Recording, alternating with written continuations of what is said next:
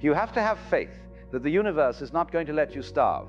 After all, the birds do not have bank accounts, and yet they are fed. The flowers do not worry about their net worth, and yet they are clothed in beauty.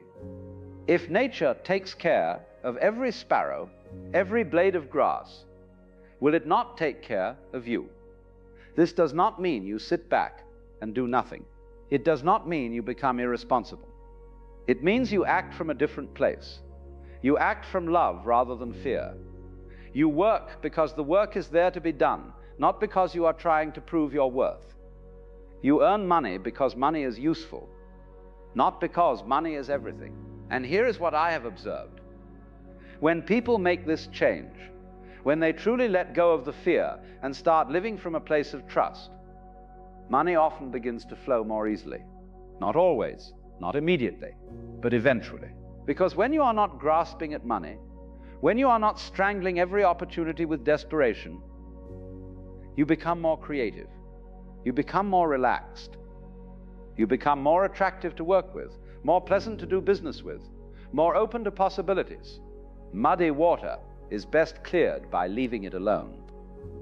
When you stop thrashing about trying to force financial success, when you stop panicking about every bill, when you simply allow yourself to be present with what is, something shifts. The water begins to clear, solutions appear, opportunities arise.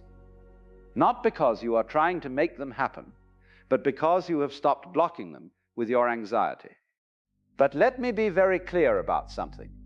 This does not mean you will become wealthy in the conventional sense. You may never have $1 million in the bank. You may never own a large house or a fancy car, and that is perfectly fine, because you will have something far more valuable. You will have your life back. You will have your time. You will have your peace. You will have yourself. The spiritually awake person eventually discovers that there are two kinds of poverty. There is the poverty of not having enough money, which is temporary and can be solved. And there is the poverty of selling your soul for money, which is permanent and can destroy you. Better to be broke for a season than to be rich and dead inside forever. And so here you are, spiritually awake and financially struggling. What do? First, you stop fighting it. You stop seeing your financial difficulty as evidence that something is wrong with you, or that God has abandoned you, or that you have failed. You see it for what it is, a transition period, a time of learning, a sacred passage from one way of being to another. Second, you do what you can do. You find work that does not violate your soul. You pay your bills as best you can. You live simply. You ask for help when you need it. There is no shame in this. The universe takes care of itself through people helping each other. Allow yourself to be helped. Third, you trust.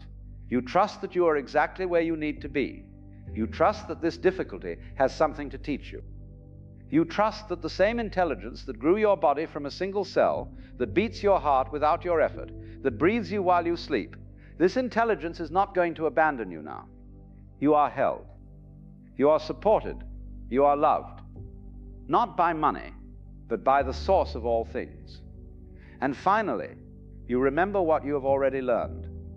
The meaning of life is not in having, or achieving, or accumulating. The meaning of life is in the living itself, in the breathing, in the seeing, in the tasting.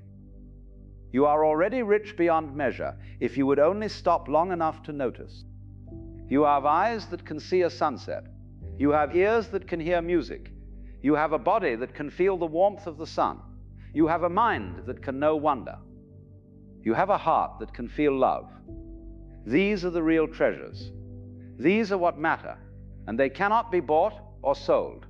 So yes, you may be broke, but you are awake. And that awakening is worth more than all the money in all the banks in all the world. Because money can buy you many things, but it cannot buy you consciousness. It cannot buy you freedom. It cannot buy you the peace of knowing who you really are. You are not a person who has or does not have money. You are the awareness in which having and not having appear and disappear like clouds in the sky. The clouds come and go, but the sky remains. You are the sky. And the sky is never poor, never lacking, never in need. This does not pay the rent, I know, but it changes everything about how you relate to the rent.